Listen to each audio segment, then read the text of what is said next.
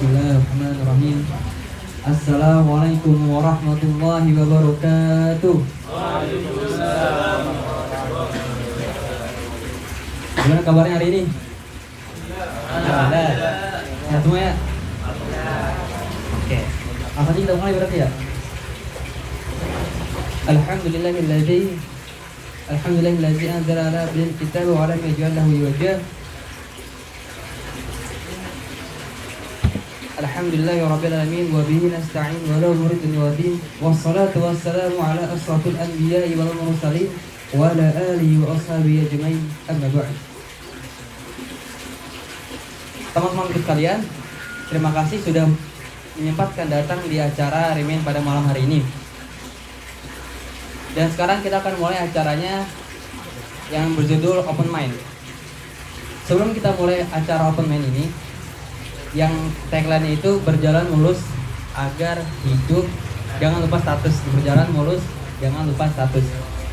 Jadi di sini sebelum kita mulai acara intinya, teruntuk teman-temanku sekalian, alangkah baiknya kita kenalan dulu nggak sih? Kita kenalan dulu. Buat teman-teman yang belum ada kenalan di sampingnya, kenalan dulu gitu. Biar lebih akrab, biar ukhuwah Islaminya lebih mempererat. Oke, jadi sekarang saya sedang bersama founder Kehidupan Islami, content creator. Namanya siapa bang? Namanya Wahyu. Wahyu. Tinggal di mana bang? Tinggalnya di Kelapa Dua Wetan. Oh, Kelapa Dua Wetan. Udah nikah? Alhamdulillah udah ada. Oke, siap. Jadi langsung saja kita mulai acaranya ya. Acara Remen Open Mind. Jadi di sini judulnya kan tentang berjalan mulus, jangan lupa status kan ya.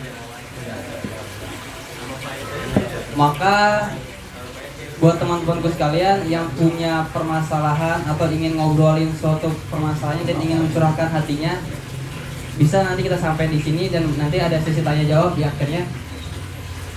Jadi kita langsung saja mulai. Di sini saya punya banyak sekali pertanyaan-pertanyaan yang ada di dalam diri saya dan ingin saya sampaikan kepada Bang Wahyu, yang dimana beliau sudah berpengalaman dan beliau sudah melewati fase-fase pemuda.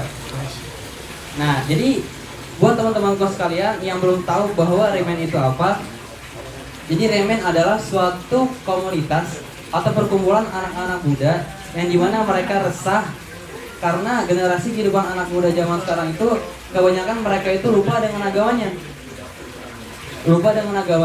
lupa dengan tujuan hidup dia di dunia ini mau apa. Maka dari itu di forum Remen ini kita sama-sama reminder, sama-sama mengingatkan pemuda-pemuda tadi agar mereka tahu tujuan hidupnya di dunia ini mau apa, dan agar kehidupan mereka itu bisa dijalani dan sesuai tujuan Allah dan sesuai tujuan Allah menciptakan mereka. Maka dari itu bukan cuma itu aja, orang-orang yang sudah teremen tadi, yang sudah diingatkan tadi itu sama-sama mengajak kepada generasi-generasi berikutnya, generasi-generasi yang telah diremen tadi, yang teringetin tadi. Jadi biar pahala jarinya tidak terputus. Nah, di sini saya punya pertanyaan nih Bang Wahyu. Siap. Kan belum lama ini tuh kasus bunuh diri tuh viral tuh, yang tentang seorang mahasiswi yang dimana ia loncat dari mall. Nah, kebanyakan orang-orang itu bunuh diri itu gara-gara dia itu depresi gitu, gara-gara dia itu mungkin di dalam pikirannya itu saya tuh nggak bisa nyelesain masalah ini ya gitu. Jadi saya tuh memutuskan untuk bunuh diri gitu. Kebanyakan gitu ya orang-orang pikir gara-gara dia depresi. Nah, solusi kita agar kita itu tidak depresi itu gimana Bang Wahid? Dan kita tuh tahu gitu, dan kita tuh semoga bisa terhindari dari bunuh diri tersebut. Semoga kita bisa terhindar dari bunuh diri tersebut dan kita itu tidak depresi. Amin. Bismillahirrahmanirrahim. Alhamdulillah dan katsiran thayyiban mubarakan fi. Allahumma shalli wa sallim ala sayyidina Muhammadin wa ala ali sayyidina Muhammad. Rabbi shrah li sadri wa yassir li amri wa hlul 'uqdatam min lisani yafqahu qawli. Ya rabbal alamin. Baru mulai ngomongnya udah bunuh diri. Baru mulai udah ngomongin bunuh diri. Bunuh diri atau bundir ya. Kebetulan saya juga beberapa kali, bukan beberapa kali, sering ngeliat di media sosial X.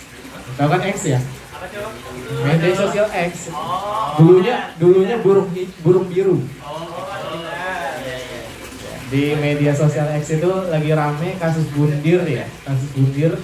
Terus kasus bundir itu kalau nggak salah jadi tren. Oh bisa, benar. Kasus bunuh diri jadi tren.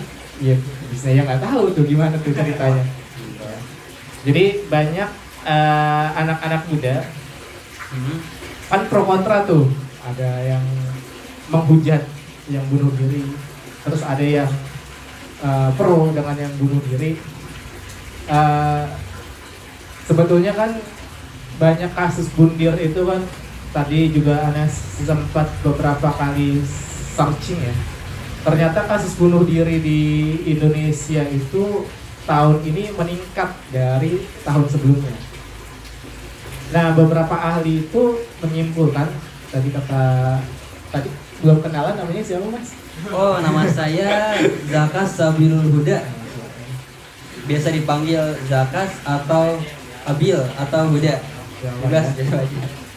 Ya, tadi meningkat kasus bunuh diri itu meningkat dari tahun 2022 ke sekarang tahun 2023, trennya itu meningkat. Nah, kata beberapa ahli itu disebutkan bahwa tren bunuh diri itu karena mayoritas kan faktornya banyak ya. Iya, bunuh diri. Banyak. Salah satunya itu karena depresi. Nah, anak-anak muda itu bunuh diri itu kenapa? Karena dia itu punya masalah, punya problem ya. Nah, sehingga mereka itu tidak bisa menyelesaikan masalahnya tadi kan. Akhirnya memutuskan bunuh diri sebagai jalan untuk mengakhiri kepedihan hidupnya. Alasannya begitu, mayoritas karena depresi begitu. Iya benar. Nah kan kalau orang depresi kan pasti ada sebabnya kan nggak ujuk-ujuk depresi gitu. Nah, mayoritas orang bunuh diri itu karena dipengaruhi oleh keyakinannya dia atau cara pandangnya dia itu terkait bagaimana dia menyelesaikan masalah. Kan harusnya nih secara normalnya orang ketika dia punya masalah atau dia itu kan pasti akan menjaga nggak pengen menyakiti diri sendiri kan. Kalau orang bundir itu kan udah beda. Iya benar, beda-beda. Iya. Masa ada sih orang kita pengen menyakiti diri kita sendiri kan? Berarti kan ada yang salah di situ kan. Nah ini keputusan dia itu untuk melakukan bunuh diri itu karena ada sebab pemahaman dia kalau dia mengakhiri hidupnya urusan kelar. Padahal kan apakah begitu demikian kan? Gitu nggak? Kalau begitu. misalkan kita punya masalah terus bunuh gitu kan, bunuh diri, apakah kelar masalahnya kan? Enggak kelar. Enggak kan? Nah itu ada sebabnya, itu berkaitan erat dengan keyakinannya dia untuk menyelesaikan sebuah masalah. Nah, orang menyelesaikan masalah juga itu kan berkaitan erat dengan keyakinannya dia, keyakinan atau pemahaman dia terkait kehidupan. Kalau misalkan kehidupannya ya dia nggak tahu di dunia mau ngapain kan, ya udah, gue punya masalahnya berat, gue nggak bisa cerita, terus orang nggak ada yang support, ya udah, gue tersakiti, gue bunuh diri aja, kelar urusan. Iya. Tapi dia nggak mikir lagi, nanti kalau udah mati, apakah udah kelar kan gitu.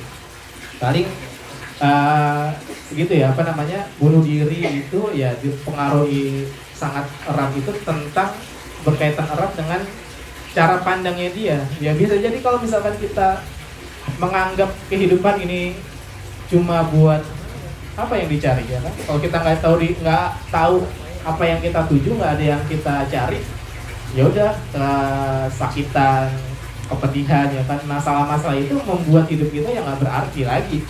Jadi tadi kan apa namanya, judulnya apa tadi? Berjalan mulus, jangan lupa status.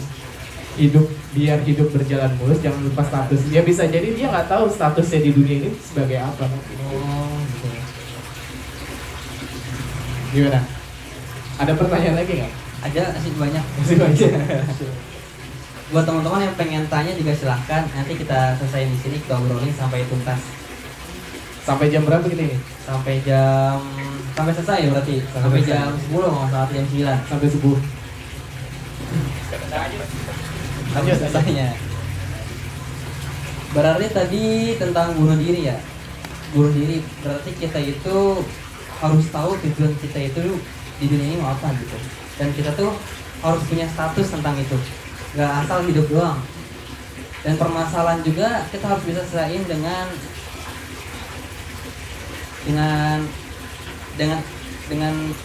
apa? Dengan apa sih namanya? Dengan syar'i. Dan di permasalahan juga kita harus curahkan kepada Allah gitu kan ya, jangan asal main bunuh diri aja. Soalnya kan setelah kehidupan kita di dunia ini kan nanti ada kehidupan lainnya, ada kehidupan berikutnya kan Bang ya? Ada, iya. Jadi sini ada lagi nih Bang, pertanyaan nih Bang. Apa tuh? Nah, pertanyaan ini tuh sebenarnya pertanyaan saya dari saya TK, cuman belum kejauh-jauh sampai sekarang Bang. Sudah dewasa sekali Iya, dari TK gitu. Pertanyaan. Jadi pertanyaan gini Bang, kan ada di Al-Quran tuh kan ya yang menyebutkan bahwa kita ini diciptakan oleh Allah itu untuk beribadah kepadanya ya kan ya Bang? Iya. Tujuan kita diciptakan oleh Allah itu untuk beribadah kepada Allah. Nah, cuman pertanyaan saya gini Bang, kenapa ada pemuda yang dimana dibagi menjadi dua? Iya. Pemuda ini kan tujuan Allah menciptakan mereka kan untuk taat sama Allah nih Bang ya. Iya. Tapi kenapa ada pemuda-pemuda muslim yang dimana dibagi menjadi dua? Jadi ada pemuda yang taat sama Allah dan ada pemuda juga yang gak taat sama Allah, itu kenapa Bang? Ada pemuda yang taat dan Ada pemuda yang taat sama Allah dan kenapa juga ada pemuda yang gak taat sama Allah?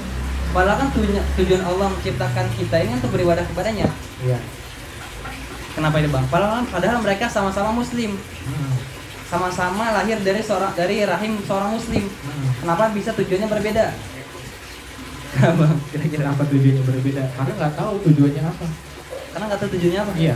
Bisa jadi dia tahu di Al-Quran tujuan hidupnya itu adalah beribadah. Dia itu cuma tahu. Cuma tahu. Kan beda orang yang yakin nih. Beda orang yang yakin sama orang yang tahu. Kalau ada orang yang yakin bahwa hidup itu buat nyari duit, Ya. seluruh waktu, usaha, kehidupannya itu dia akan kejar untuk mencari duit. Makanya kan ada istilah apa? Time is money. Apa? Time is money. Waktu adalah uang, waktu adalah uang. Karena dia yakinnya itu untuk mencari Uang. kebahagiaan di dunia itu adalah duit, ya kan? Jadi ada yang dia yakin bahwa kalau misalkan dia di dunia ini yakin bahwa hidup itu hanya untuk cinta kan gitu ya. Nah, akhirnya dia mati-matian tuh kejar yang namanya cinta, cari cewek, ya kan? Iya. Yang dicari itu doang. Beda sama orang yang benar-benar yakin bahwa hidupnya itu adalah untuk ibadah. Kalau dia yakin hidupnya itu untuk ibadah, dia akan menjadikan hidup itu adalah ibadah. Atau waktu itu ibadah, bukan waktu itu uang. Gitu. Oh, Jadi berarti bisa jadi ada orang yang tahu, tapi dia nggak sampai yakin. Ya kan orang juga nggak ujuk-ujuk dia nemuin tujuan hidupnya kan. Gue nemu nih tujuan hidup gue begini ya kan. oh, berarti seorang pemuda itu dia harus yakin dulu ya Bang ya, bahwa tujuan hidup dia ini untuk ibadah. Kalau misalkan nggak yakin ya kacau gitu. Iya. Pertanyaannya Mas atau Bang Zakasnya yakin ya hidup buat ibadah? Yakin saya insya Allah yakin. Berarti pemuda itu harus yakin dan pemahamannya juga harus benar ya Bang ya. Iya. Soalnya ada pemuda yang di mana pemuda ini dia bucin gitu Bang, budak sama cewek. Jadi seakan-akan hidup dia ini bahagia tatkala ketika dia sedang mendapatkan seorang wanita tersebut. Emang iya? Ada beberapa orang yang gitu tuh.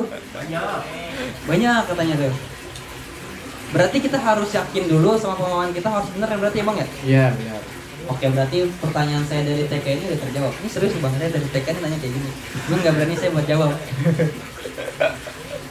Oke, berarti ada lagi nih Bang nih. Ya. Kan tadi masalah tujuan hidup, kita tuh harus tahu dulu tujuan hidupnya nih ya. Nah, Ya. sebenarnya kita ini punya tujuan nggak sih Bang? Di dunia ini kita mau ngapain? Tujuan itu tuh apa kita sekarang kita di dunia ini? Ada lah. Apa? Masa kita hidup nggak punya tujuan? Ibaratkan begini ya, apa namanya?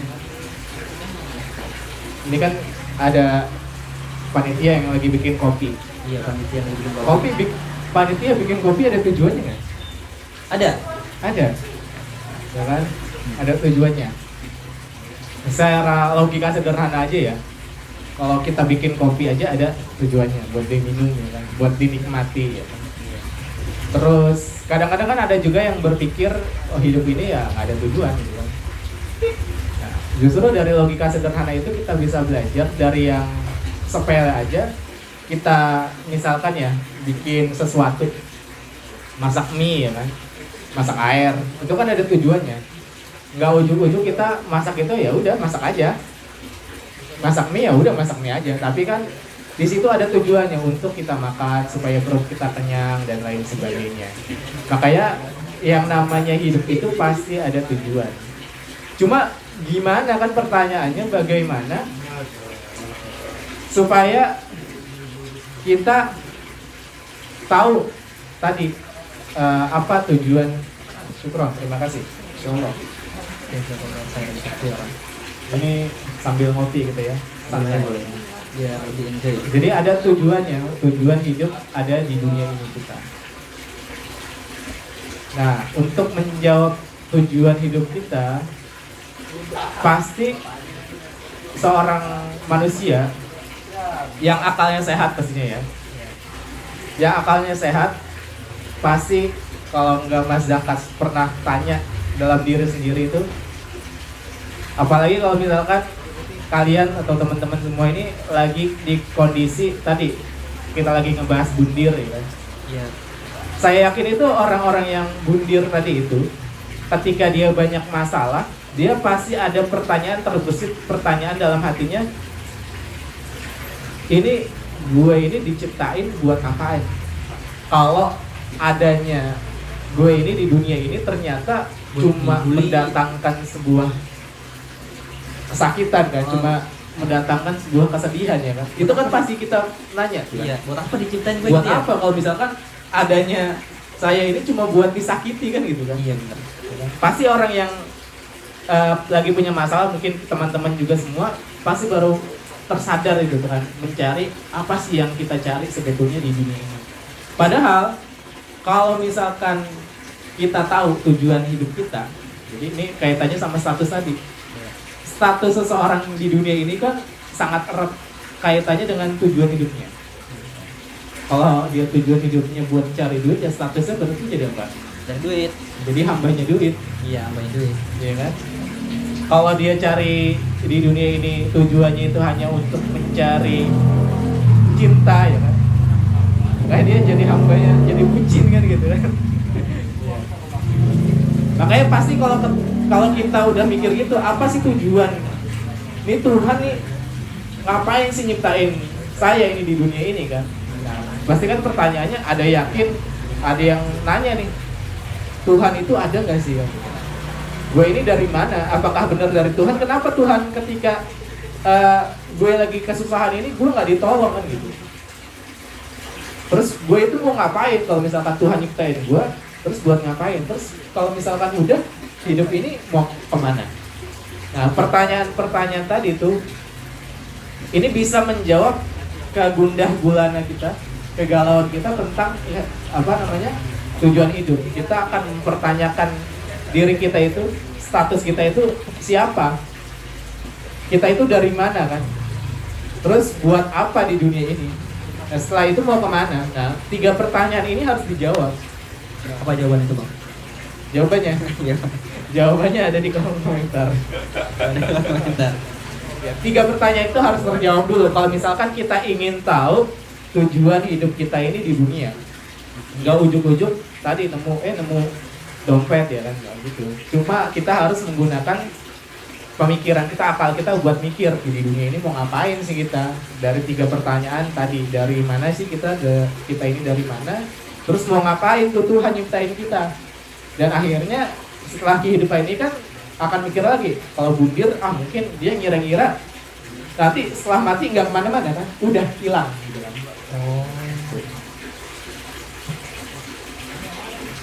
Berarti kebanyakan orang-orang yang bundir itu dia tuh nggak mikir kalau dia itu bakalan ke fase berikutnya bang ya, bahwa dia itu mikir bahwa setelah dunia ini dia udah nggak ada, gitu hilang. Iya, karena padahal ada kehidupan berikutnya.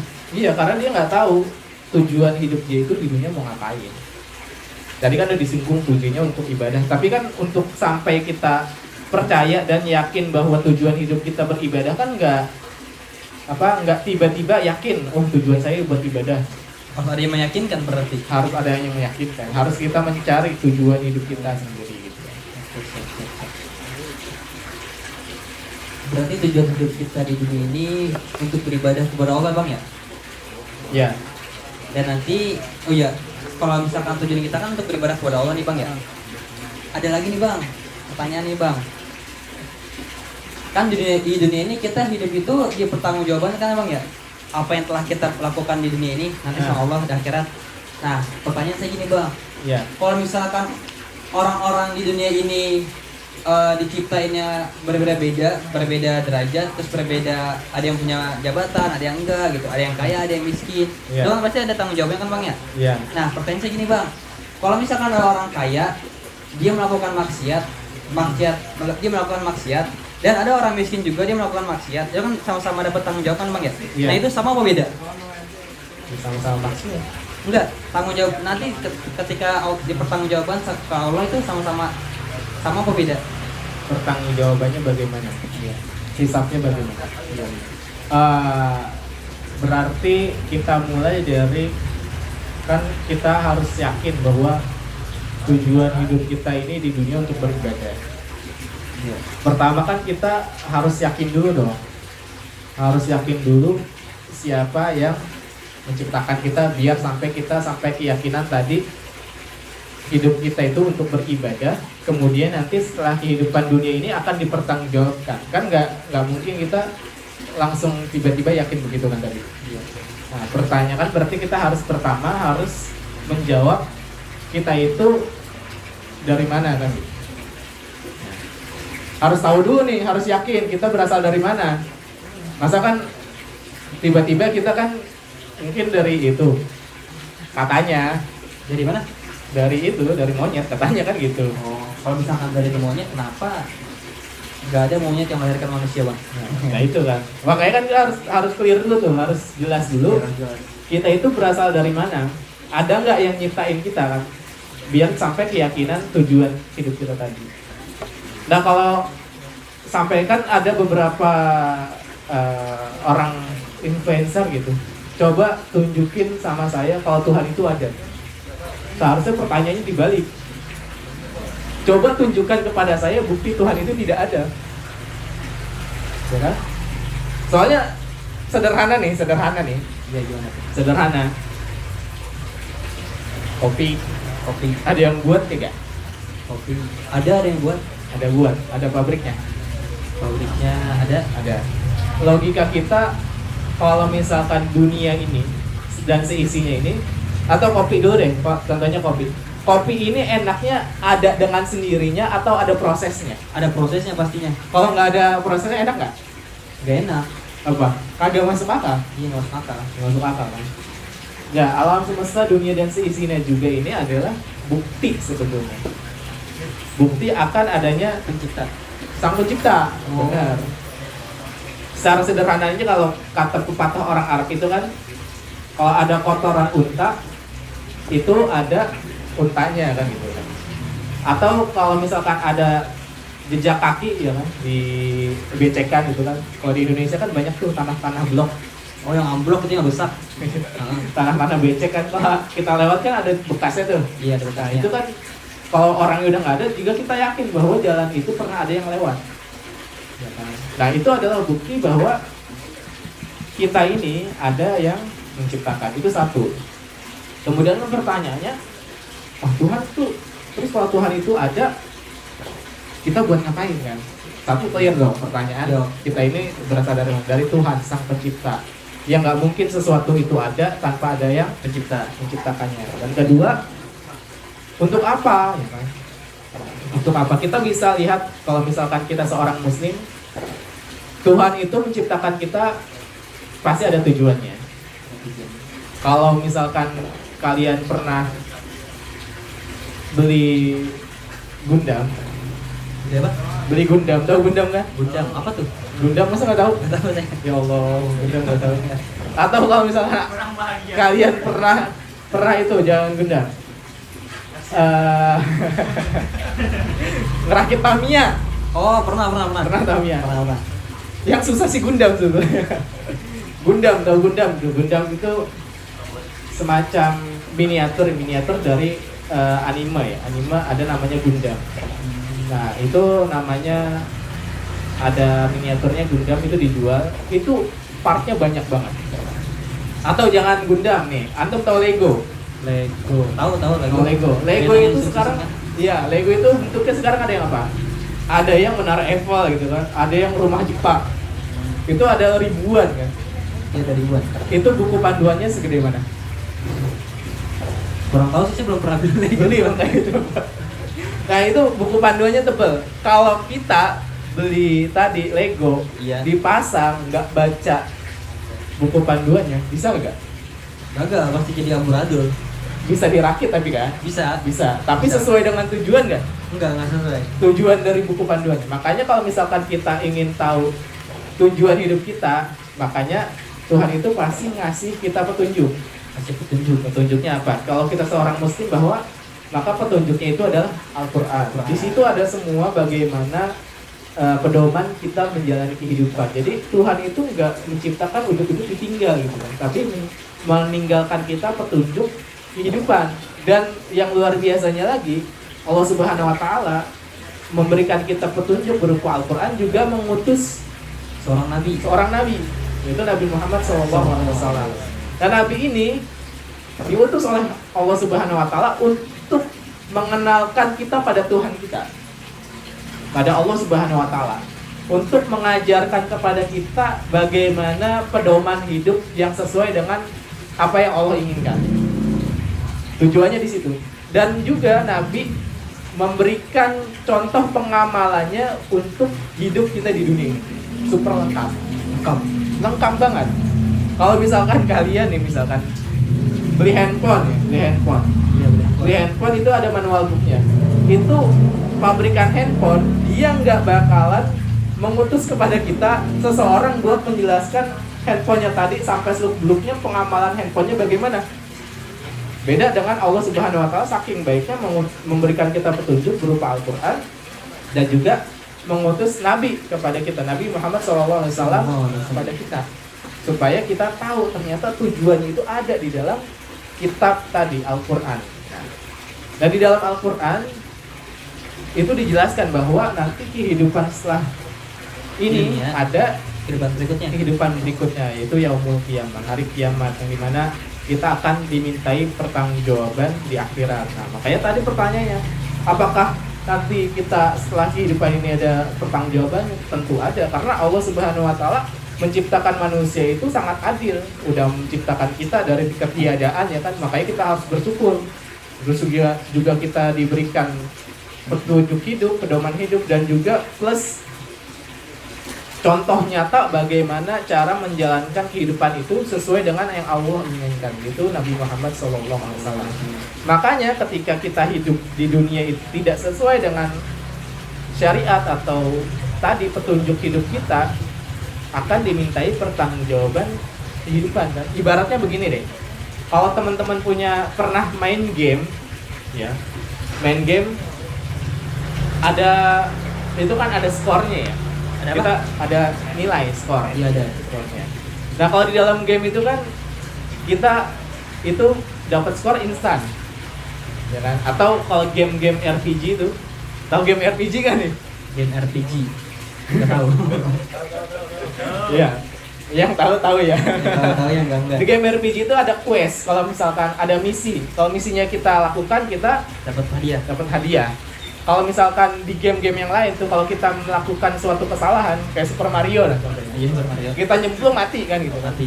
Itu lagi kita pikir. Instan, Instan. ya kan? Tapi kalau misalkan kita di dunia ini hidup mati baru dihitung.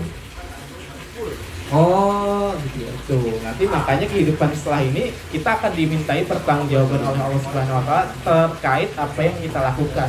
Sudah sesuai belum sama pedoman hidupnya tadi dengan apa yang Allah inginkan. Kalau bahasa kita mah syariat ya. Tuh.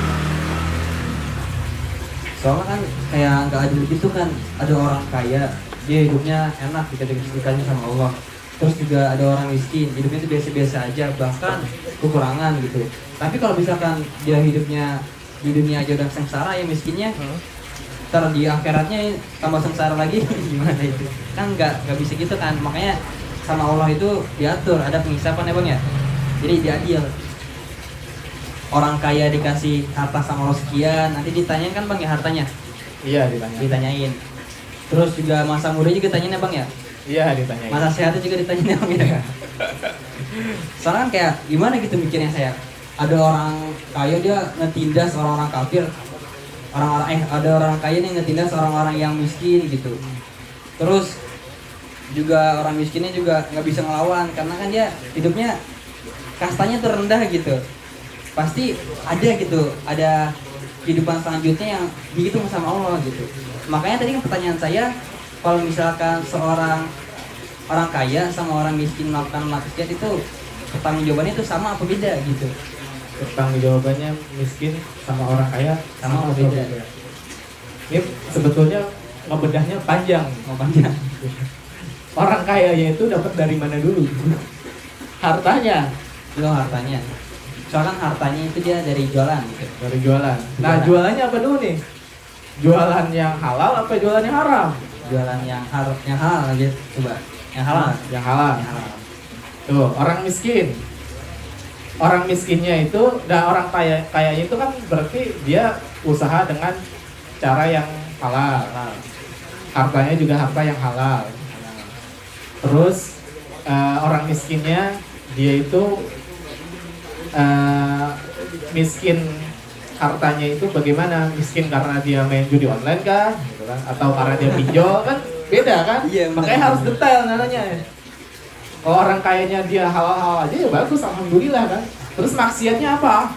Kan gitu. Coba kan coba contoh maksiat itu berzina gitu kan. Berzina. Orang miskin itu dia misalkan pekerjaannya itu seorang buruh.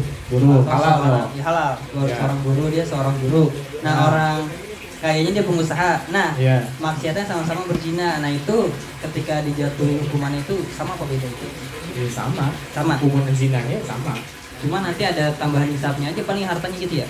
Nanti hisap semuanya kan dihisap. Kecuali nanti lahir nanti kagak dihisap tuh. Oh. Kenapa ente lahir gitu? Iya benar. Terkait ini bang kan tadi kan tentang Allah Subhanahu Wa Taala menciptakan buku panduan gitu untuk kita, ya, untuk tujuan hidup kita di dunia ini. Dan Allah juga mengutus seorang rasul. Ya. Kan? Ketika seorang muslim itu, ketika selain seorang muslim itu dia melakukan amalan-amalan yang baik, yang sama sekali dia itu tidak melakukan kejahatan, itu kan masuk neraka ya bang ya. Ya. Nah, bagaimana? Saya tuh mikir nih, Bang. Bagaimana dengan seseorang yang dia itu tinggalnya di pelosok-pelosok desa, di pelosok-pelosok yang sama sekali itu nggak ada HP, nggak ada sinyal, nggak ada Yeah. TV gitu, kayak suku-suku gitu, Bang. Ya. Untuk mendapatkan ajaran agama Islam gitu, untuk mendapatkan cahaya gitu. Ya. Nah, padahal nggak apa tuh namanya kayak susah untuk sampai ke sana gitu. Iya. Bagaimana caranya kalau misalkan dia kan tiba-tiba ntar masuk neraka kan nggak mungkin gitu. Iya. Kamu masuk neraka gitulah. Saya siapa? Kamu bukan muslim. Nggak ada yang dapat saya Islam gitu. Iya. Nah, itu gimana bang? Ini statusnya di mana nih? Ya makanya tuh baru muncul tadi. Oh, baru muncul. Pertanyaan saya itu. Pertanyaan ini agak cukup berat. Pertanyaannya gimana status orang-orang yang ketika dia itu nggak kena dakwah Islam. Iya, benar. Yang pertama kita harus pahami adalah terminologi mukallaf. Mukallaf. Mukallaf. Tahu mukallaf nggak? Anak pesantren tahu nggak mukallaf? Apa tuh mukallaf? Mukallaf. Kalian tahu nggak? Hah? Orang yang terkena beban hukum. Itu ada di istilah-istilah fikih, namanya mukallaf. Nah, mukallaf ini ada beberapa syarat. Jadi dia mendengar, melihat, salah satunya mendengar, melihat dakwah Islam. Dia sampai dakwah Islam ke situ. Dan juga mukallaf sudah pasti balik. Nah, mukallaf berarti dia itu terkategori sebelum sebagai orang yang mukallaf, bukan sebagai orang yang mukallaf. Nah, kalau di dalam Islam itu ada yang namanya istilahnya ahlul fatrah. Ahlul fatrah. Ahlul fatrah itu adalah masa di mana kekosongan tidak ada risalah. Nah, ahlul fatrah ini tidak akan dihisab sesuai dengan risalah yang ada, karena kosong, nggak ada nabi dan rasul yang diutus. Maka hisabnya itu nanti diserahkan kepada Allah dan nilainya itu ya nilai-nilai kebajikan yang ada di sana. Oh, Nah, kalau misalkan tadi ada satu kampung atau satu suku pedalaman yang dia tidak ada dakwah Islam ke sana, dan ketika ada pendatang baru atau yang lain sebagainya dia tolak, ya kan? Gitu kan? Ada Ya. tuh di suku di mana tuh ada pernah nonton YouTube, dia pernah nonton YouTube kan? Nah, di situ itu wallahu alam itu kita serahkan kepada Allah, tapi dalilnya tadi dia itu walaupun risalah sudah ada tapi dia belum termasuk seorang mukallaf. Nah, yang terkena hukumnya siapa? siapa? Kita yang sudah terkena dakwah Islam punya kewajiban untuk menyampaikan, untuk mengekspansi, menyebarluaskan dakwah Islam ke sana. Itu yang akan dimintai pertanggungjawaban. Yang bisa melakukan itu apa? Siapa? Yang akan melakukan perluasan dakwah itu kan pasti ada sesuatu, ada kekuasaan yang bisa menggerakkan itu. Makanya disitulah kita. Jadi kita nggak usah mikirin mereka. Yang jadi pertanyaan kita ngapain kan gitu. Kok masih bisa-bisanya ada orang yang belum kena dakwah Islam kan gitu kan. Seperti itu. Berarti orang-orang yang di sana yang di suku-suku terpencil gitu, kalau misalkan ada risalah dakwah itu ditolak, itu berarti kena mereka, karena udah disampaikan tapi ya Kan belum nyampe. enggak, misalkan udah sampai nih, Oh, udah sampai, terus iya. ditolak sama mereka kena. Kena. Tapi kalau misalkan belum nyampe, itu mereka diukur dari kebajikan sama Ya kejahatannya, standar standarnya mereka. dia, standar kehidupannya dia. Berarti yang kena itu kalau misalkan nggak terkena dakwah itu kena kita Ya kita. berarti itu kena dosa kifayah. Karena itu kan fardu kifayah untuk menyebarkan kealisan. Kalau misalkan nggak ada berarti menjadi fardu ain. Sebenarnya tugas kita itu bang ya. Iya. Cuman kan kalau nyari suku terpencil gitu kan susah. Di mana tempatnya? Kalau sekarang susah, emang. Kalau dulu nggak susah, zaman Nabi. Zaman Nabi kan dari Mekah doang tuh. Dari Mekah bisa sampai sini gimana? Susah nggak? Dari zaman Nabi, sahabat, terus zaman kekuasaan Islam sampai ke sini susah nggak? Menurun itu menurun. Oke, ini ada lagi deh bang, yang terakhir nih. Ini yang terkait dengan tagline kita, biar hidup berjalan mulus, jangan lupa status. Ya. Nah, jadi pertanyaannya ini bang, agar hidup kita ini berjalan mulus dan agar kita ini tidak lupa dengan status kita, Iya. itu bagaimana bang caranya kan? Agar kita ini hidupnya berjalan mulus dan nggak lupa sama status. Agar hidup kita berjalan mulus, Jangan lupa. adakah 100 gitu Mas? Enggak. Bukan ya? Ada sih 100. Jangan lupa status ya. Tadi pertanyaan itu kan sudah dijawab. Supaya kita hidup berjalan mulus, berarti kita harus mengetahui tadi tujuan hidup kita ini di dunia itu untuk apa. Kalau kita sudah yakin, sudah percaya bahwa kita sebagai seorang muslim ini adalah seorang hambanya Allah Subhanahu wa Ta'ala. Kita diciptakan oleh Allah Subhanahu wa Ta'ala, dan Allah memberikan kita pedoman hidup. Nah, sebetulnya dengan cara kita mengikuti pedoman hidup tadi kita, hidup yang dari Allah Subhanahu wa Ta'ala, itu berupa Al-Quran dan As-Sunnah, serta meladani Rasulullah Sallallahu Alaihi Wasallam, itu insya Allah hidup kita akan berjalan mulus. Karena kenapa? Seseorang nih, kita akan menyelesaikan setiap problem kehidupan kita itu berkaitan erat dengan apa yang kita yakini, berkaitan erat dengan pemahaman hidup kita tentang kehidupan.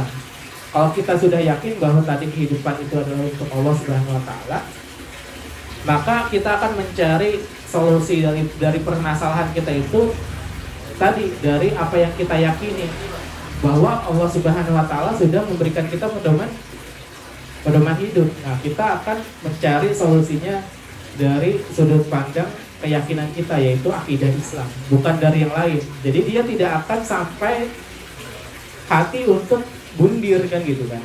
Dia nggak akan sampai mabok-mabokan, nggak sampai dia narkoba dan lain sebagainya, karena Allah Subhanahu wa taala sudah menunjuki dia jalan yang benar untuk menjalani kehidupan ini, yaitu dengan mengikuti Al-Quran dan As-Sunnah untuk menjalankan tujuannya untuk beribadah kepada Allah Subhanahu wa taala. Sebetulnya sesederhana itu. Kalau misalkan kita tahu tujuan kita fix, udah. Ibaratkan begini dah. Gimana tuh? Kita kalau punya tujuan jalan ya, enak nggak? Enak. Kalau ada problemnya dihadapi apa enggak? Harus dihadapi. Kita misalkan mau ke Surabaya jalannya panjang, atau jalannya panjang ke Surabaya. Kita bisa naik kereta, naik kendaraan umum, naik bis, naik kendaraan pribadi. Kalau kita sudah tahu tujuannya ke Surabaya, kita misalkan naik mobil lewat tol, ban kita bocor, itu kan problem. Diselesaikan nggak? Selesaikan apa? Untuk bagaimana caranya supaya kita sampai tujuan hidup kita tadi, tujuan tadi kita cari tambal ban. Ya, dia nggak mungkin kalau bannya bocor, ya udahlah, mudahan gak usah sampai lagi. Ya. Atau ketika dia bannya bocor, dia malah ngapain? Dia malah digas. Ya kan? Dia pasti selesaikan masalahnya dulu sesuai dengan tujuannya. Oh, tujuannya di sana. Berarti supaya saya sampai tujuan tadi, Cari tambal ban dulu, ditambal dulu, atau dia pakai ban serep. Nggak mungkin dia putar balik kan? Iya. Atau dia nggak mungkin isi bensin kan, nggak mungkin, nggak nyambung. Iya, nggak nyambung. Ban bocor isi bensin. Atau ban bocor dia malah buka kap mesin kan, nggak nyambung. Iya. Nah, ini yang terjadi di banyak anak muda. Contohnya begini, ini si siapa? Zakas Iya. dan Ane dan saya ya kan. Saya ceritanya punya om ya. Punya om. Berarti cuma cerita ini ya? Ya, ceritanya. Pada suatu hari ada tiga orang pilot. Bukan ya? Ya, jadi ceritanya saya sama Zakas ini disuruh, ceritanya kita tinggal di pedalaman Papua ya kan. Iya. Terus disuruh ke Jakarta. Dong. Pas di Jakarta, nyampe lah di Jakarta naik pesawat ya kan. Di Jakarta kita ngelihat ada gedung-gedung tinggi. Lewat Pondok Indah ceritanya, ada rumah mewah. Nah, saya pas ngeliat rumah mewah langsung mikir, terpesona gitu kan. Zakas juga terpesona. Tapi saya langsung mikir, oh gimana caranya supaya punya rumah mewah itu? Langsung mikirin caranya tuh, pikiran. Tapi Zakas nggak cuma terpesona doang. Jangan nyanyi tapi ya. Iya. Terus lewat lagi, sama omnya diajak ke mall. Kan? Ke mall ngeliat cewek-cewek cantik kan gitu. Wow, terpesona dong. Pengen nikahin semua. Terus saya ngeliat tuh perempuan cantik, terpesona, naksir. Langsung mikir bagaimana caranya supaya bisa mendapatkan perempuan itu, ya kan? Tapi Zakas terpesona doang. Dia nggak ngapa-ngapain, cuma terpesona doang. Wah, kagum gitu. Kagum doang. Terus lihat lagi ada iPhone 15 Pro Max gitu kan. Wih. Saya terpesona, pengen itu dan mikir bagaimana caranya supaya mendapatkan itu. Zakas cuma terpesona doang.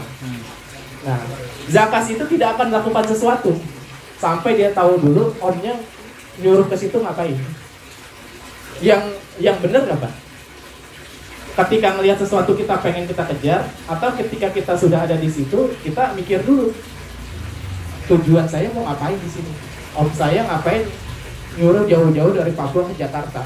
Nah, ketika tujuannya sudah terpenuhi, misalkan contohnya tujuannya Zakas itu suruh belajar kuliah. Iya, kuliah. Maka zakat bisa kuliah, tapi juga bisa nyicil buat punya rumah, nyicil juga untuk Beli HP, beli HP, dan juga nabung untuk buat nabung nikah. buat nikah. Tapi tujuannya tetap dikejar. Orang yang waras kira-kira apa?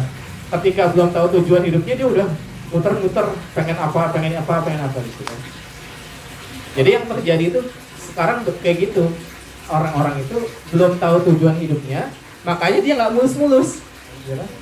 Disuruh punya apa, ya kan? Belum tahu, malah dia melenceng, nyari cewek gitu kan, nyari kekayaan.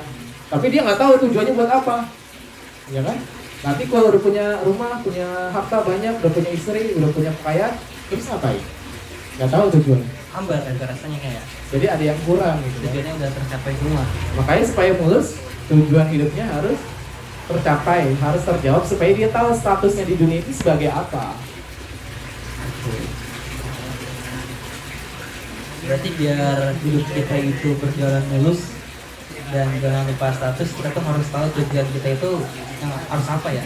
Tujuan kita harus tahu Iya. dan apa benar tujuan kita itu. Ya, Dan kita itu status kita kan sebagai seorang muslim, dan kita juga harus mengikuti status kita. Muslim itu ya Allah perintahkan itu untuk apa gitu ya Bang ya? ya, benar sekali. Oke. Buat teman-temanku sekalian yang ada pertanyaan dan misalkan ada yang kurang paham, bisa ditanyakan gitu. Ada kira-kira di sini yang ingin bertanya? Dipersilahkan. Siapa? Atau ada yang mau curhat? Atau ada yang mau curhat juga nggak apa-apa, boleh. Intinya curahkan isi hati kalian dan kita selesaikan di sini bareng-bareng. Ini open mind kan nih, semua bisa diobrolin nih. Iya, jadi kalau ada yang pengen ngobrol juga nggak apa-apa, bisa langsung aja gas. Kita selesaikan bareng-bareng. Ada yang mau curhat? Zakaria. Ya.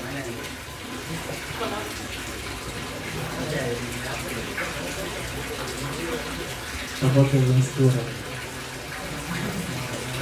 kenalan dulu ya Mbak, langsung aja. Boleh, kenalan dulu boleh. Ya Bismillah. Salam dulu ya. Assalamualaikum warahmatullahi wabarakatuh. Waalaikumsalam warahmatullahi wabarakatuh. Perkenalkan nama saya Muhammad Zakaria Brahma Kopian. Zakaria itu. Mau bertanya ini Bang. Iya, Kan silakan. tadi saya dengar katanya tujuan kita ini udah beribadah ya. Iya. Berarti apakah kita hidup ini tuh maksudnya untuk sholat, untuk ngaji, puasa, apa gitu juga ya, atau kan kita juga harus kerja Bang. Kita harus kerja, harus apa namanya, ke sekolah. Berarti kalau tujuan kita beribadah apa cuma buat ngaji, sholat, puasa, kayak gimana? Ya, pertanyaan yang sangat bagus. Kalau hidup kita itu untuk beribadah, apakah kita cuma untuk ya tadi sholat, puasa dan lain sebagainya? Kita juga butuh hidup, kan gitu. Berarti di sini yang harus kita pahami adalah ibadah. Apa yang dimaksud dengan ibadah? Nah, di dalam Islam itu beribadah itu bukan hanya tadi yang disebutkan tadi sholat, puasa, zakat dan lain sebagainya, itu adalah ibadah mahdhoh namanya. Ibadah ritual. Ya, ibadah ritual. Nah, yang sekarang dipahami oleh banyak orang Islam, ibadah itu doang. Padahal apapun aktivitas kita, perbuatan kita, selama itu bersesuaian dengan syariat, kan ada dua syarat ibadah ya. Ibadah itu pertama syaratnya adalah ikhlas karena Allah Subhanahu wa taala, dan yang kedua caranya itu adalah benar atau dengan sesuai dengan tuntunan syariat. Nah, jika kita melakukan sesuatu, contohnya mencari nafkah, itu kan ada perintahnya di dalam Al-Qur'an, di dalam Islam ada perintahnya untuk bekerja dan lain sebagainya. Maka ketika kita bekerja dengan cara yang benar, ikhlas karena Allah Subhanahu wa taala. Maksudnya benar apa? Sesuai dengan syariat, bekerja di tempat yang halal. Kita juga ketika bekerja sesuai dengan akad-akad kerja kita. Nah, maka itu juga termasuk terkategori ibadah. Jadi ibadah itu tidak sesempit apa yang kita bayangkan selama ini, yang hanya dikerucutkan menjadi ibadah mahdoh saja. Jadi kita berbakti kepada orang tua itu juga ibadah kalau caranya benar dan ikhlas karena Allah Subhanahu wa taala. Kita juga berbuat baik kepada tetangga kan juga dalam hadisnya juga ada itu. Terus kita juga berbuat baik kepada tamu juga itu termasuk ibadah. Justru kita sebagai seorang Islam itu enak bersyukur, apapun itu bisa jadi ibadah. Karena Islam itu mengatur seluruh kehidupan kita mulai dari kita bangun tidur sampai tidur lagi. Bahkan ketika kita ingin keluar rumah, kita diperintahkan untuk berdoa bismillahirrahmanirrahim, 'alallahi wa la haula wa la quwwata illa billah. Kita disuruh untuk tawakal dan menyerahkan semuanya kepada Allah. Kalau kita tawakal, kerja tawakal, tapi caranya kita nggak sesuai dengan apa yang Allah perintahkan, tawakal namanya. Ngeledek namanya itu mah, ya kan? Nggak sopan. Makanya kita harus memperluas cara pandang kita tentang ibadah. Ibadah itu bisa secara umum, ada ibadah yang secara khusus. Secara umum itu tadi, apapun aktivitas kita, perbuatan kita, selama itu sesuai dengan perintah Allah dan itu kita niatkan untuk mencari ridha Allah, maka insya Allah akan bernilai ibadah. Justru di situ full pahala kita itu banyak banget. Nggak kayak sekarang kita sholat udah pas di luar sholat lupa sama Allah, ya kan? Habis haji, pas lagi haji ingat sama Allah, pas luar haji udah beda lagi. Di luar haji atau di luar sholat udah seolah-olah itu Allah itu nggak ada, ya kan? Kita ikutnya aturan bukan mengikuti syariatnya Allah, tapi mengikuti syariatnya yang lain, bahkan cenderung mengikuti hawa nafsu kita kan. Jadi kita harus istilahnya full time kita sebagai seorang muslim yang menggunakan seluruh kehidupan kita untuk beribadah. Kan banyak tuh kitab-kitab ulama juga, ketika kita keseharian kita itu harus senantiasa ingat sama Allah. Dalam belajar juga kita bisa beribadah selama niatnya benar. Kan hadisnya juga ada, orang yang mati ketika dia menuntut ilmu, maka matinya seperti mati syahid kan gitu. Dan barang siapa yang berjalan untuk menuntut ilmu, maka Allah akan mudahkan jalannya menuju surga. Jadi ibadah itu tidak sempit apa yang selama ini kita pahami. Bukan hanya ibadah sholat, puasa, zakat, semuanya itu adalah ibadah selama kita menjalankannya itu sesuai dengan perintah Allah, dan juga tadi kita mengharapkan ridho dari Allah Subhanahu wa taala. Cukup ya kira-kira. Oke, terima kasih. Tadi siapa namanya? Zakaria. Oke. Berarti kalau misalkan kita minum juga termasuk ibadah Bang ya, kalau bisa baca bismillah. Apa? Kalau misalkan kita minum nih, baca Iya. bismillah ibadah juga. Ibadah. Kita lagi berdiri, pengen duduk, bismillahirrahmanirrahim, ibadah juga Bang. Ibadah. Itu diganjar nggak pahalanya Bang? Kan kata Rasulullah, barang siapa yang tidak memulai sesuatu dengan bismillah, maka tertolak. Tolak apa, berkahnya tolak. Makanya apapun itu bismillah. Melakukan apapun bismillah. Atas nama siapa? Atas nama Allah, ya kan? Kalau udah atas nama Allah berarti kita duduknya juga harus jelas. Duduknya mau ngapain? Duduknya mau main Zeus apa? Beda. Tidak boleh kita harus Bismillah. strategis. Main Zeus yang nggak dapat pahala kan.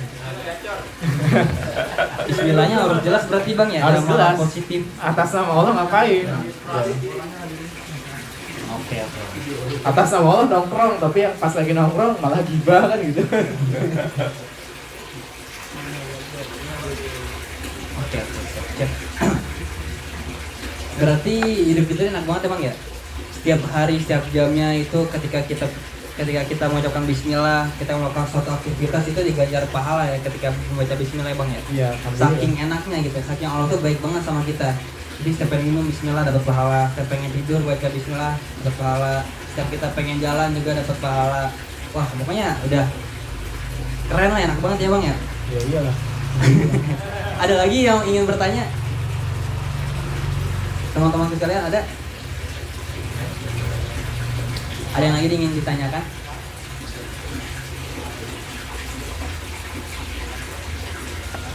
Ada?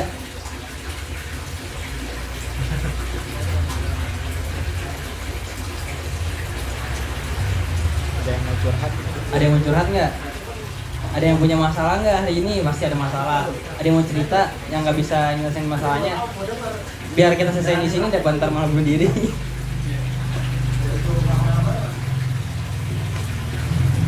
Gak ada? Masya Allah. Oh ada, oke, sebentar. Bismillahirrahmanirrahim.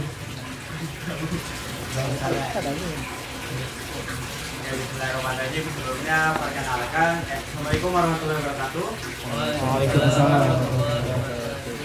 Perkenalkan, nama saya Jiko. Ya, dari itulah apa ya. Nah ini berkaitan dengan ini ya, masalah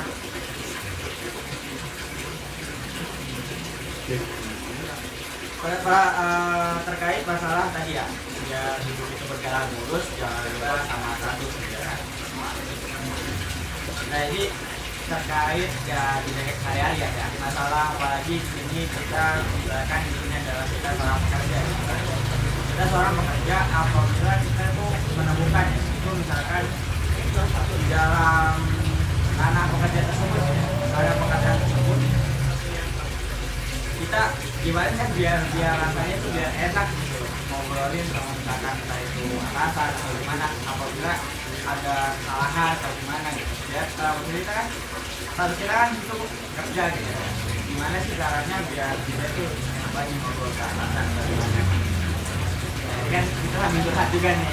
Siap curhat. Nah, curhat dong. Nah, masalah status kita nih, apalagi masalah status kita itu kan ya mungkin sering dipandang rendah juga atau gimana gitu.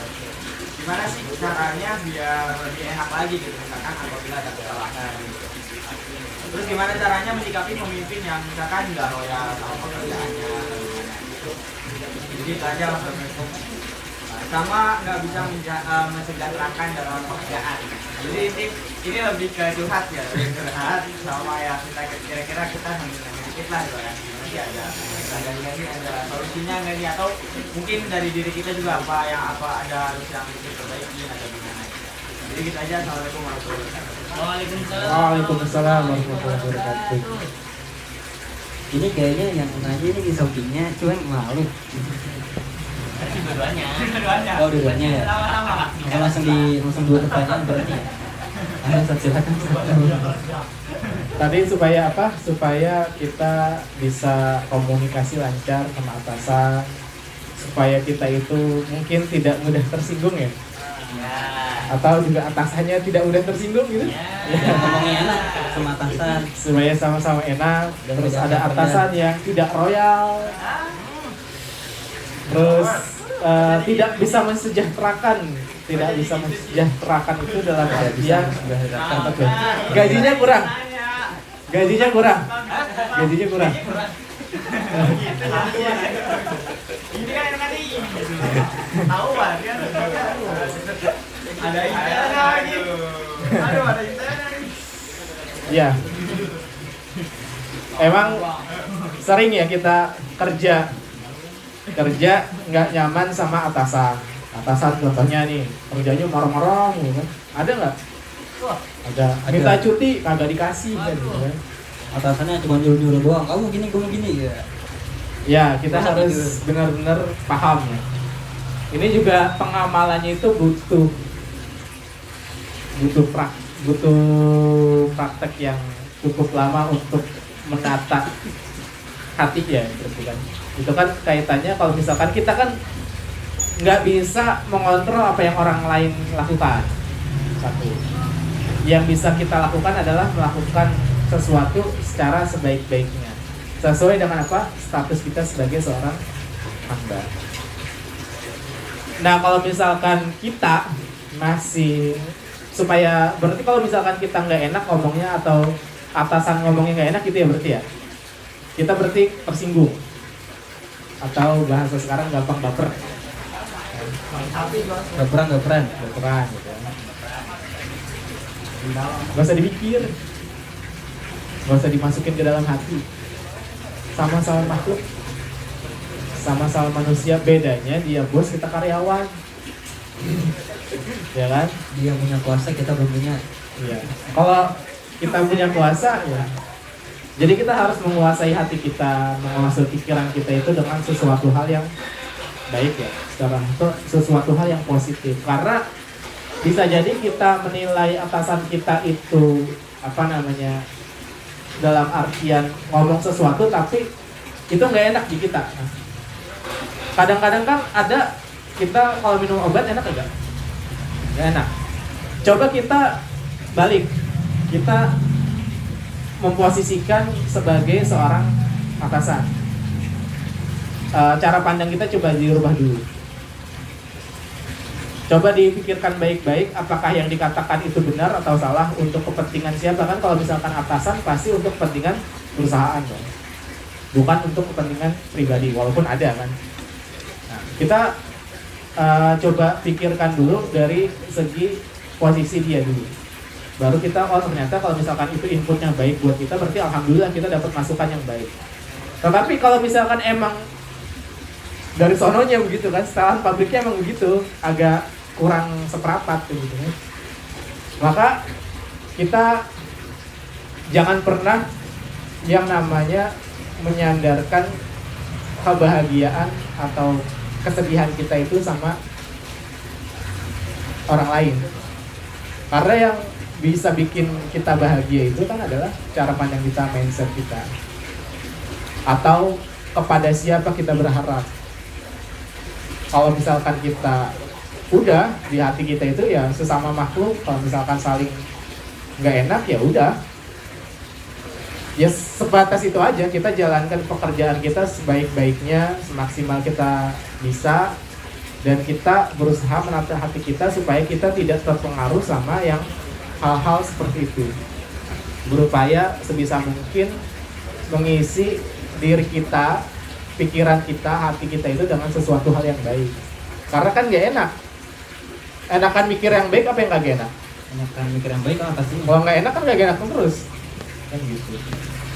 Nah itu satu, makanya kita harus berlatih supaya gimana caranya kita bisa nerima, supaya kita bisa berlapang dada terkait dengan apa yang dikatakan oleh orang lain.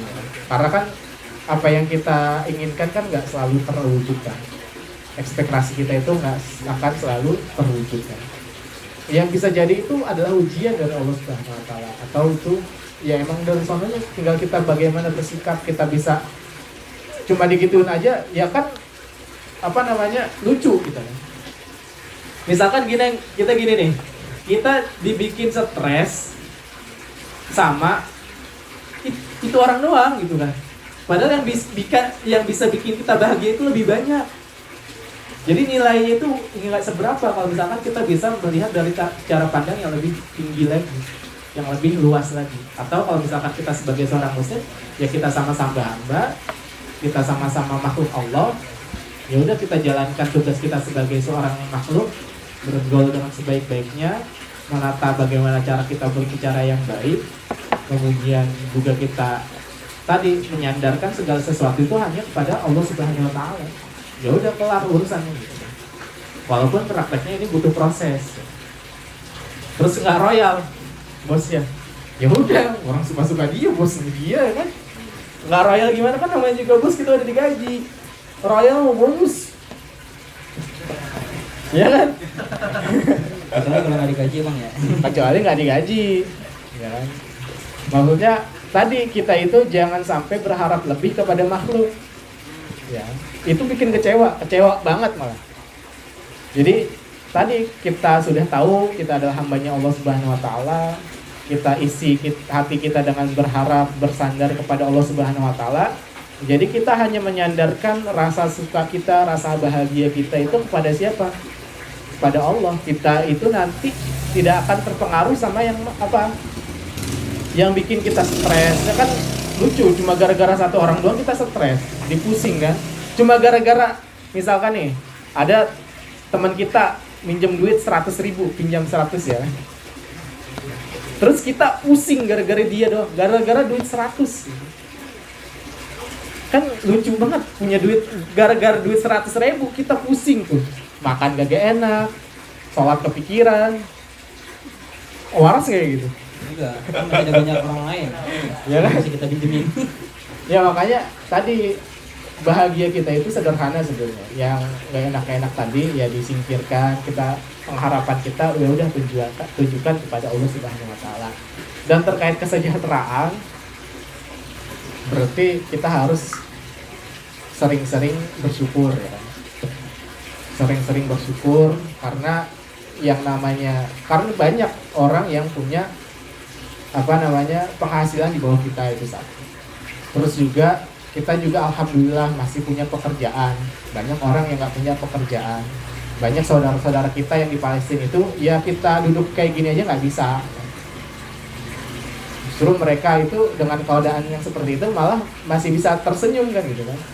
Nggak kayak kita sekarang kalau misalkan punya masalah seperti itu kan. Dan juga kita juga harus yakin bahwa ya rezeki minallah, dan rezeki itu bukan hanya duit. Kita bisa berkumpul, bisa beriman, itu rezeki yang paling besar dari Allah Subhanahu Wa Taala. Kita punya ilmu. Nah kalau misalkan kita pengen dapat lebih, ya berarti kita melakukan usaha yang lain, cara yang lain untuk mendapatkan tadi selama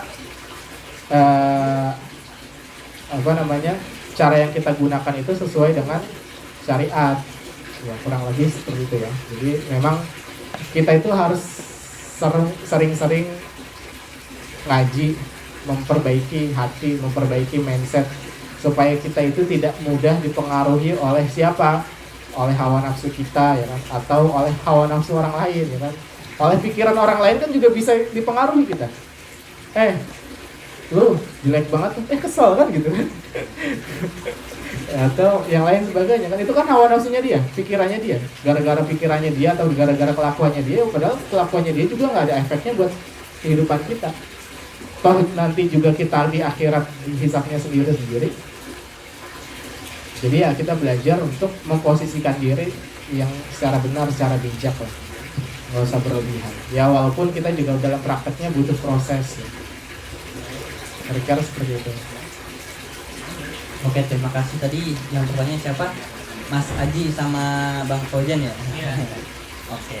Ngomong-ngomong pekerjaan, saya jadi pengen curhat juga nih. Boleh Bang? Boleh. Boleh.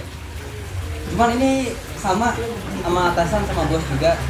Saya kan ini sistem kerjanya ini dibayarnya setiap per hari nih Bang ya? Iya. Setiap satu hari ini atau satu event ini, satu acara ini dikasih uangnya tuh 160.000. Nah satu event ini biasanya 3 jam. Nah cuman bos itu bilang kalau misalkan lebih dari 3 jam, misalkan 4 jam ditambahin 25.000 per jamnya. Nah pernah sesekali saya itu dapatnya itu yang 6 jam, satu event itu 6 jam. Cuman dibayarnya 160.000 gitu. Pengen saya tagih ke bosnya tapi nggak enakan. Kalau nggak ditagih kan nggak sesuai akad ya Bang ya? Emang ya? Tagih lah. Ya, nggak sesuai akad. Nah, terus juga ada ini Bang. Pernah sesekali juga saya dapet tips dari seseorang gitu yang naik fotografer yang pengen foto gitu. Iya. Dikasih uang 300.000. Iya. Nah, itu yang megang itu uang atasan saya itu katanya dibagi 2. Iya. Nah, di situ saya pernah salah paham sama dia. Iya. Saya punya uang 50.000, pengen saya tukerin gitu. Ngomongnya saya tukerin gitu. Iya. Pak, ada nggak uang tukeran gitu? 50.000 tukeran gitu. Soalnya buat saya naik Maxim. Nah bosnya itu kesindir dia. Disangkanya saya nagih-nagih uang tipsnya itu. Kesindir dia.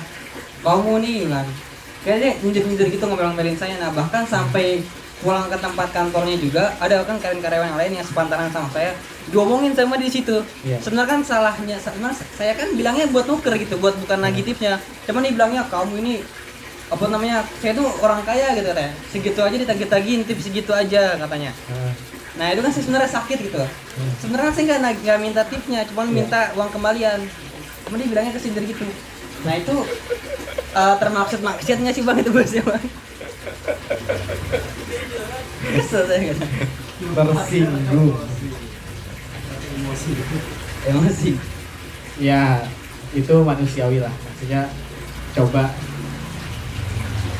kalau di posisi gitu ya umur sekian pasti kesel lah. Ya. Coba itu aja, apa namanya, diklarifikasi, ngomong baik-baik sama bosnya. Nggak usah, kalau misalkan itu nggak benar ya ngapain kita marah kan gitu. Ya, gitu nggak? Benar. Benar kan?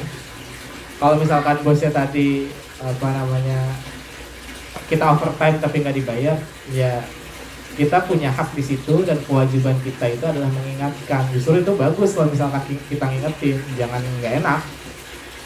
Justru kalau misalkan nggak diingetin jadi dosa buat dia, kan gitu. Tapi dosa juga nggak buat kita. Kagak lah. Oh enggak ya. Aman. Ya dosa kita nggak ngingetin. Makanya kalau misalkan begitu ingetin, jangan kita diem aja.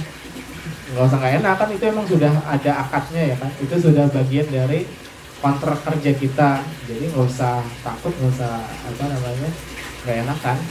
Cuman kalau pengen ngingetin juga kadang saya ngerasa kayak wah pas kemarin aja minta tukeran 50.000 jadi kayak bilang nagih, jadi malas kita buat ngingetinnya. Udah biar aja cukup segini juga.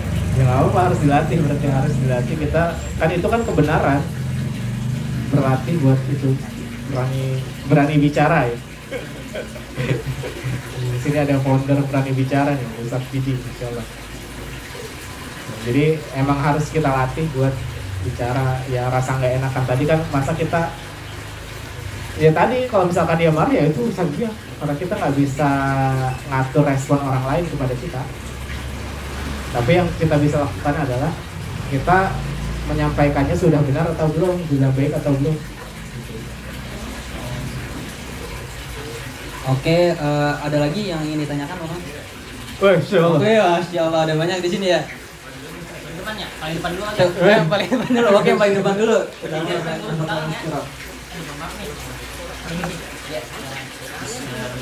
Assalamualaikum warahmatullahi wabarakatuh. Waalaikumsalam warahmatullahi wabarakatuh. Baik, pada Bang Ladi saya mau bertanya nih, praktisnya sebagai keluarga ya, Iya. gimana sih caranya menyikapi orang yang satu ingin dimengerti, tapi yang satu lagi tidak ingin dipahami dalam suatu kasus dalam keluarga gitu ya. Apalagi dengan diri kita yang sulit untuk melerai keduanya. Udah sulit melerai keduanya, apalagi masalahnya udah dari tahun ke tahun dan nggak pernah selesai. Dan keduanya itu sudah sama-sama dewasa, ya kan? Seharusnya dengan berpikir yang rasional mungkin bisa terselesaikan dari dulu. Nah, jadi bagaimana cara menyikapi hal tersebut? Terima kasih. Wassalamualaikum warahmatullahi wabarakatuh. Waalaikumsalam warahmatullahi wabarakatuh. Ada yang ingin dipahami, yang satu lagi tadi apa? Ingin dimengerti juga. Ingin dimengerti. Itu berarti sudah sama-sama dewasa kan? Iya. Ajak ngopi di sini. Rahasia sama bosnya ya? Iya, diajak bicara dari hati ke hati. Sudah lama permasalahannya, berarti emang terkadang kita dihadapkan itu pada persoalan atau berurusan sama orang yang tidak memahami. Ya. Berarti tugas kita harus memahamkan mereka. Iya. Nggak paham. Iya, harus diajak bicara baik-baik, atau harus dikasih apa ya? Saat dikasih pahamnya itu bisa jadi kita cara paham memahamkannya. Yang ngunci pertama ingin dipahaminya apa, kan? Terus yang dimengertinya apa, ya kan? Posisi antum jadi apa? Penengah. Yang mencoba melerai. Iya, coba cari dulu masalahnya apa, baru disampaikan. Kalau misalkan nggak kena juga, suruh duduk bersama berantem. Udah pada gede ya, masih berantem. Kalau duduk bersama pernah?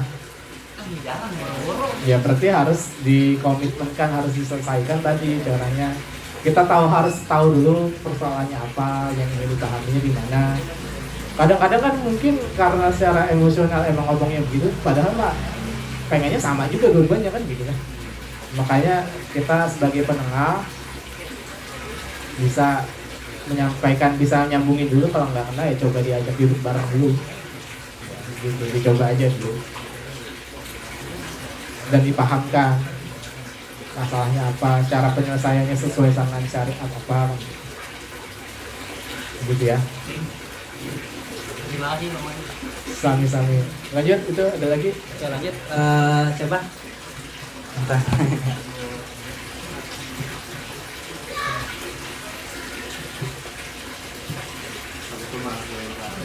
Waalaikumsalam.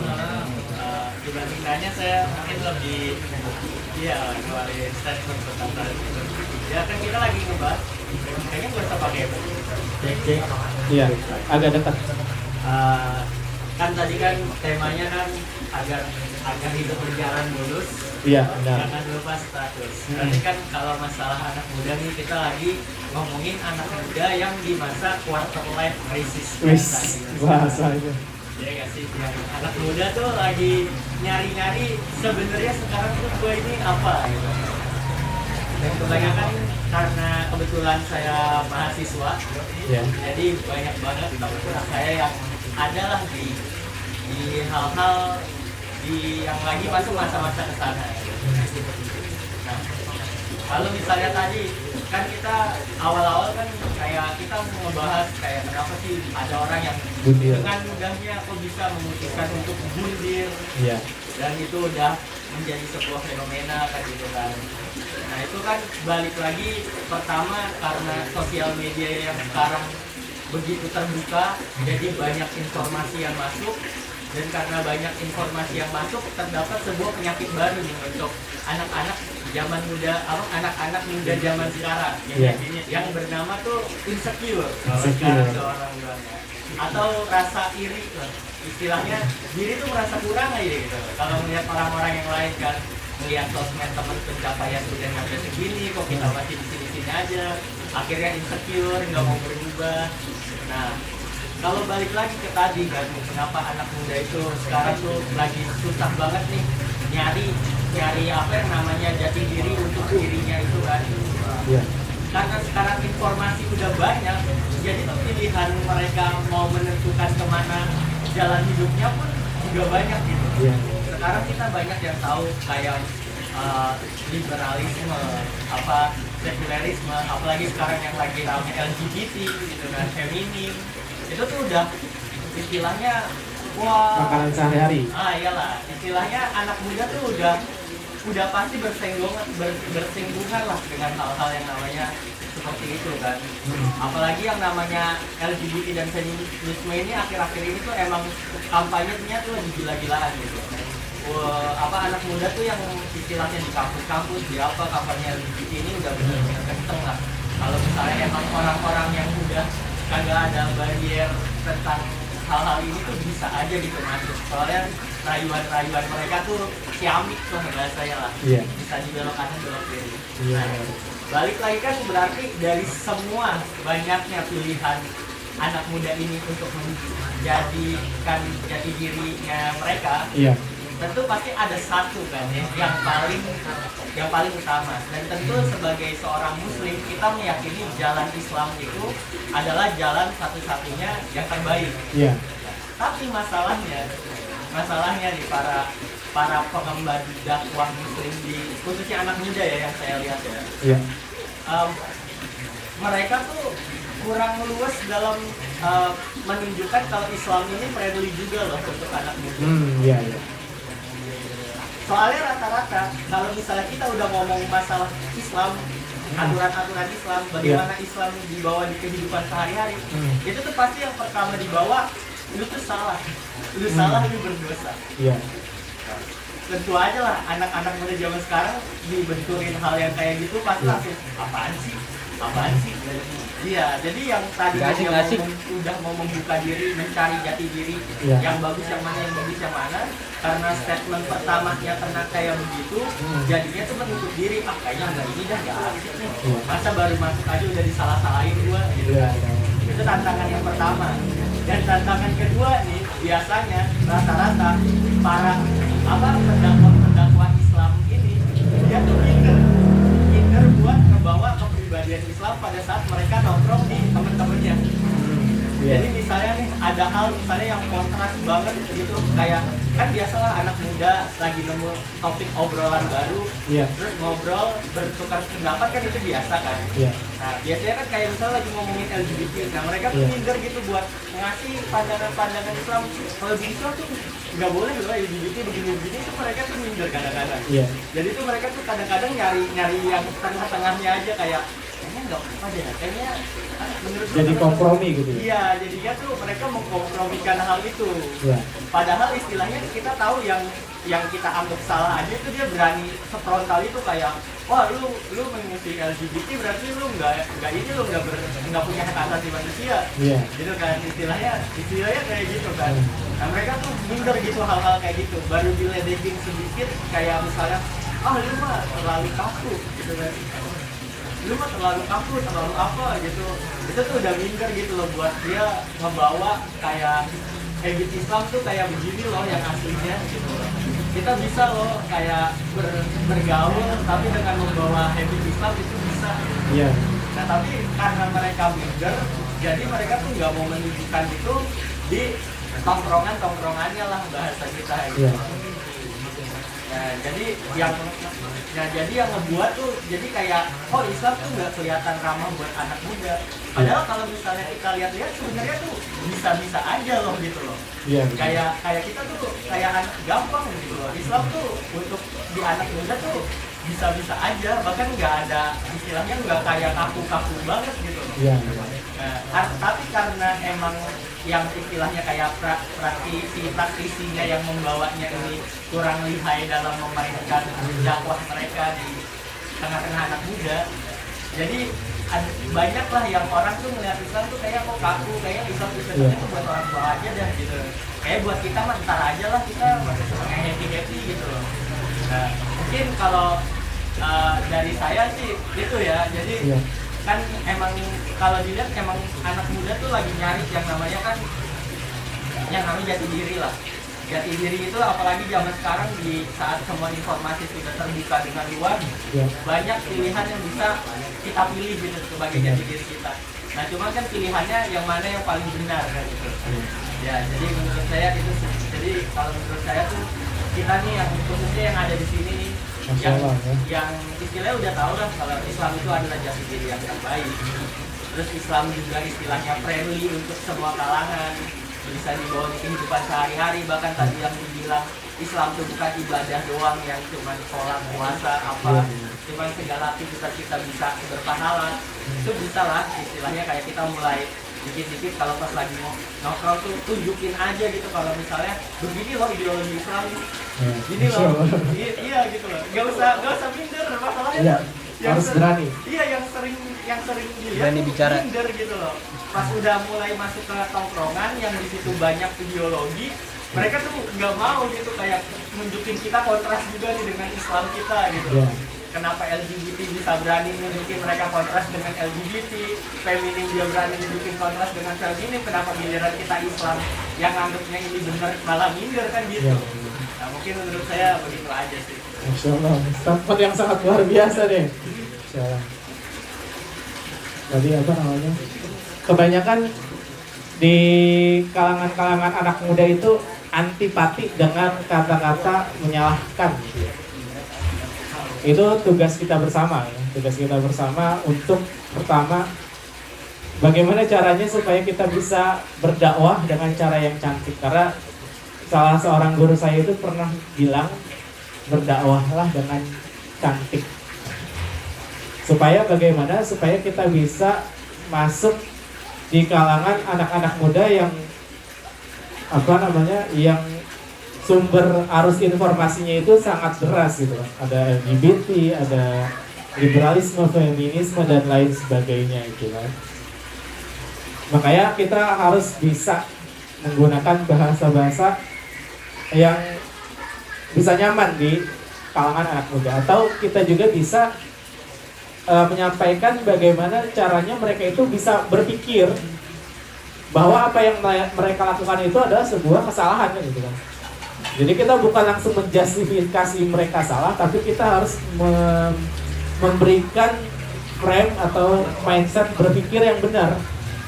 Yang pertama itu kan gitu. Kalau orang yang awalnya nggak ngaji, dia nggak sholat, kita bilang, lu nggak sholat dosa, ya ujung-ujungnya nggak bakalan gaul lagi sama kita kan. Berarti kan dia permasalahannya tadi, dia itu masih belum benar-benar yakin tentang apa statusnya itu sebagai apa di dunia ini kan. Nah harus masuk ke situ dulu, keyakinannya itu harus diperbaiki dulu. Kan yang namanya seseorang itu berbuat sesuatu, itu kan pasti sesuai dengan pemahamannya. Dia nggak suka sholat, ya berarti selama ini dia menganggap sholat itu bukan sesuatu hal yang baik. Dia nggak suka ngaji, berarti dia melihat sesuatu hal orang yang ngaji itu bukan orang yang baik. Maka mindset seperti itu harus diubah, karena pemahaman itu sangat vital di sini agar ketika kita melakukan sesuatu itu pasti berlatar belakang atau berdasarkan dengan pemahaman kita. Ada orang yang ketika tadi ngelihat orang ngelihat ada judi online ya kan, karena pemahamannya itu adalah sesuatu hal yang baik, dia akan lakukan. Beda sama orang yang pemahamannya bahwa judi itu haram, akan dia tinggalkan. Tinggal bagaimana kita bisa membawa pemikiran dakwah Islam itu dengan cara yang bisa diterima, tapi bukan berarti kita mengkompromikan kebenaran, jangan itu. Satu sisi kita harus berani mengatakan kebenaran, satu sisi juga kita harus bisa menyampaikan dengan cara yang bisa masuk ke kalangan anak muda. Karena kan di dalam Islam juga, di dalam Al-Quran kita diperintahkan untuk berbicara dengan bahasa mereka, bukan dengan bahasa kita, dengan bahasa yang tinggi, bahasa yang menyalahkan dan lain sebagainya. Kita merangkul mereka, masalahnya apa? Yuk duduk bareng, kita cerita bareng. Makanya ada di sini ada apa? Ada open mind. Jadi kita bisa duduk bareng, bisa cerita masalah hidup. Kita duduk bareng, kita selesaikan dengan cara Islam. Dan kalau misalkan ada tadi nggak berani, berarti itu harus ditingkatkan lagi. Kita menyampaikan kebenaran, bukan sesuatu hal yang salah. Kalau misalkan kita melakukan kesalahan, orang melakukan kesalahan aja berani pamer kok, ya kita melakukan kebenaran, seharusnya kita lebih berani lagi. Karena kemungkaran yang tersistem itu lebih berbahaya daripada kebaikan yang sendirian. Makanya adanya komunitas ini, komunitas Remind dengan program Open Mind, yang semua bisa diobrolin, ini menjadi wadah kita untuk sama-sama tadi curhat, sama-sama ngobrolin terkait masalah-masalah yang ada di anak muda supaya kita bisa selesaikan secara Islami kan gitu. Paling seperti itu ya. Ada lagi? Tadi ada lagi kayaknya tuh. Kalau tidak ada, langsung saja kita tutup pada acara malam hari ini. Gak ada ya? Gak ada, oke. Sebelum kita tutup, alangkah baiknya kita berdoa, dan doa pada malam hari ini akan dipimpin oleh Bang Wahyu. Saya persilahkan kepada Bang Wahyu.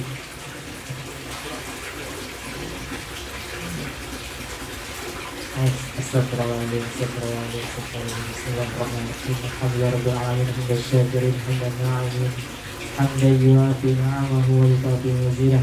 Ya Rabbana wa lakal hamdu wa lakal syukru kama yanbaghi li jalali wajhikal karim wa li'azimi sultanik. Allahumma salli wa sallim ala sayyidina Muhammadin wa ala ali sayyidina Muhammad. Allahumma ighfir lana wa liwalidayna warhamhuma kama rabbayana shighara. ولمشايخنا ولمعلمينا ولإخواننا ولجميع المسلمين والمسلمات والمؤمنين والمؤمنات الأحياء منهم والأموات إنك سميع قريب مجيب دعوة قاضي الحاجات. اللهم أعنا على ذكرك وشكرك وحسن عبادتك. اللهم أعنا على ذكرك وشكرك وحسن عبادتك.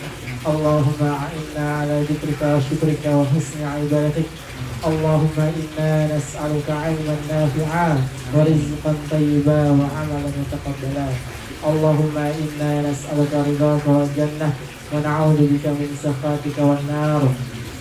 اللهم إنك عفو كريم تحب العفو فاعف عنا يا كريم. اللهم أرنا الحق حقا وارزقنا اتباعه وأرنا الباطل باطلا وارزقنا اجتنابه.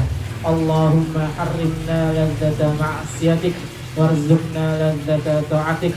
اللهم إنا نعوذ بك من الهم والحزن ونعوذ بك من العجز والكسل ونعوذ بك من الجبن والبخل ونعوذ بك من غلبة الدين وقهر الرجال ربنا آتنا في الدنيا حسنة وفي الآخرة حسنة وقنا عذاب النار وصلى الله على سيدنا محمد وعلى آله وصحبه وسلم سبحان ربك رب العزة عما يصفون وسلام على المرسلين والحمد لله رب العالمين.